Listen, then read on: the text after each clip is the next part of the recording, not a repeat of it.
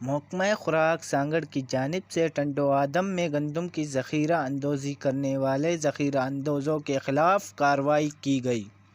محکمہ خوراک سانگڑ کے ڈسٹرکٹ فوڈ کنٹرولر منور آرائن نے ٹنڈو آدم کے فوڈ انسپکٹر اعجاز علی، شادت پور فوڈ انسپکٹر علی دوست زرداری کے ہمراہ آباد کار کاٹن فیکٹری پر چھاپہ مار کر ذخیرہ کی گئی گندم کی ہزاروں بوریاں برآمد کر لیں۔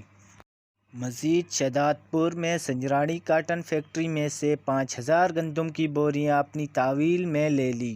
محکمہ خوراک کے افسران کے ہمراہ CIA سانگڑ کی پولیس بھی شامل تھی۔ چھاپے کے دوران فیکٹری کا سیٹ فرار ہونے میں کامیاب ہو گیا۔ DFC منور آرائن نے کہا ہے کہ گندم کی ذخیرہ اندوزی کرنے والوں کے خلاف سخت کارروائی کی جائے گی۔ نذیر احمد، ٹوڈے پاکستان، ٹنڈو آدم۔